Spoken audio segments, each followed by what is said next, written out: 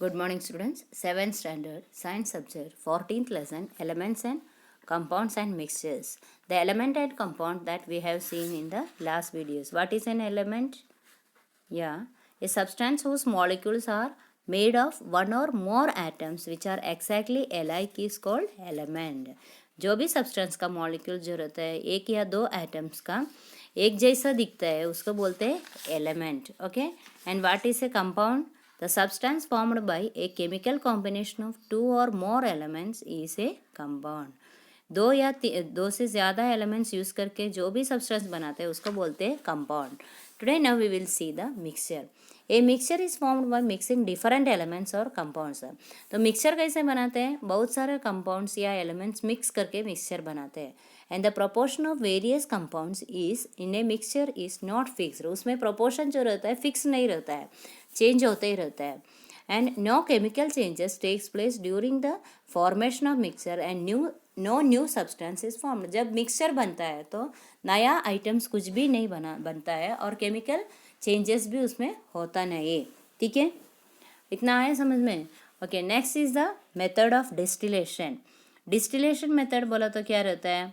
हम लोग नहीं क्या पानी का जो गरम नमक का पानी जो रहता है वो हम लोग ऐसा क्या बोलते हैं बॉईल करके लेते हैं. तो उसमें से जो पानी स्टीम के ऊपर जाता है और थर्मोमीटर के थ्रू हम लोग उसका हीट देख सकते हैं. ठीक है, हीट देख के उसका पानी जो है वो इवेपोरेशन के थ्रू नीचे आता है और कंडेंसेशन होके नीचे फ्लास्क में आके गिरता है. ठीक है, आप लोगों का 97 पेज नंबर में डिस्टिलेशन मेथड का पिक्चर दिया हुआ है. तो उससे क्या होता है, पानी जो है फ्लास्क में जो बर्नर के ऊपर का जो फ्लास्क में का पानी है वो बॉईल होने के टाइम पे उसमें से क्या होता है वो स्टैंड के इससे फिक्स किया हुआ है और जब वो बॉईल होता है तो ऊपर पानी चले जाता है, स्टीम चले जाता है और वो स्टीम थोड़ा सा ऊपर जाने के बाद क्या होता है ठंडा हो जाता है. फिर वो नीचे जो राइट साइड में जो कोनिकल फ्लास्क है वो फ्लास्क में आके वो स्टीम में जो भी स्टीम के थ्रू गए हुए रहता है वो पानी होके नीचे आके गिरता है. That is the distillation method. ठीक है, और आपका बुक में जो भी कंपोनेंट्स रहता है मिक्सचर का कंपोनेंट्स जो रहता है उसको अलग करने के लिए मेथड्स दिया हुआ है. तो वो देखो पिक्चर में आपको दिया हुआ है. फर्स्ट जो है विनोइंग है, उसमें से क्या करते हैं ग्रेन्स जो रहते हैं ग्रेन्स को अलग करते हैं और उसमें कुछ कचरा रहता है उसको बाजू पे निकाल लेते हैं थ्रू विनोइंग. और पिकिंग बोला तो चुन के निकालना. अभी चावल में कुछ ऐसा पत्थर रहा तो हम लोग कैसे निकालते हैं? Bye picking up. एंड जो दूसरा है स्ट्रेनिंग बोला तो पानी जो छालते हैं ना हम लोग उसको बोलते हैं स्ट्रेनिंग. ठीक है, वो भी दिख रहा है ना आप लोगों को चेन में. तो इस एक सब किसके लिए यूज़ करते हैं? हम लोग सेपरेट करने के लिए. जो मिक्सचर रहता है उसमें से कंपाउंड का अलग बनाने के लिए हम लोग ये सब मेथड्स यूज़ करते हैं. तो डिस्टिलेशन मेथड समझ में आया ना आप लोगों को? फॉर एग्जाम्पल नमक और पानी रहा तो पानी सब ऊपर चला जाएगा और नमक सब नीचे रह जाएगा. That is the distillation method. Next is the separation method. For example oil और वाटर.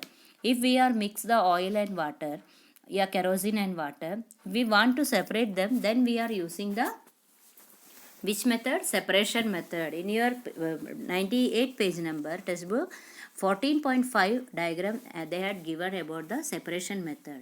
तो सेपरेशन मेथड क्या दिया है, किसमें दिया है? केरोसिन और पानी वो दोनों मिक्स करके रखा है और वो फ्लास्क जो है वो उल्टा करके रखा है. तो उसमें वो बहुत देर तक ऐसे ही रखा तो क्या होएगा, जो केरोसिन रहता है वो पानी से भी ज़्यादा वेटलेस रहता है.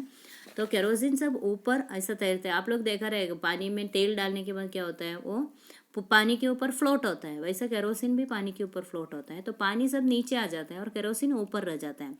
तो उसके में एक स्टॉप कॉक भी हम लोग फिक्स करते हैं. तो जब पानी सब नीचे आया और केरोसिन ऊपर आ गया तो स्टॉप कॉक थोड़ा सा खोल देने का. तो क्या आएगा, जो भी पानी है वो सब नीचे आएगा. When it will reach up to the kerosene mark. जब केरोसिन का वो मार्क तक आ गए तो हम लोग क्या करने का, वो जो कॉक है वो स्टॉप कर लेने का. तो पानी और केरोसिन हम लोग इसके थ्रू अलग कर सकते हैं. ठीक है, that is the separation method. Next is the method of centrifugation. Centrifugation बोला तो क्या है, उस पर जो छोटा पार्टिकल्स रहता है, बहुत छोटे छोटे पार्टिकल्स रहते हैं, तो वो अलग अलग सेपरेट करने के लिए हम लोग ये सेंट्रीफ्यूज मेथड यूज़ करते हैं. उसमें ये भी पिक्चर 14.6 में दिया हुआ है।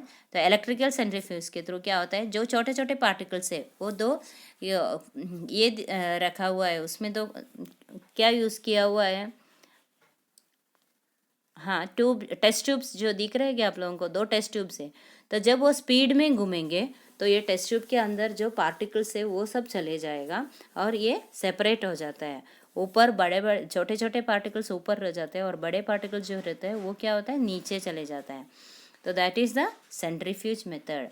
Next is the chromatography. Chromatography किसके लिए यूज होता है, कॉम्बिनेशन ऑफ मिक्सचर जो रहता है वो, उसमें हम लोग कुछ पानी में कुछ लिटमस पेपर या कुछ डालने से, या चॉक जो रहता है, चॉक में थोड़ा सा हम लोग इंक मिक्स किया और वो इंक मिक्स करने के बाद हम लोग पानी में डालेंगे तो क्या होएगा, वो स्प्रेड हो जाता है क्या नहीं, तो स्प्रेड होता है। In the method of separation called chromatology, two properties of substance are use, उसमें दो प्रॉपर्टीज यूज करते हैं।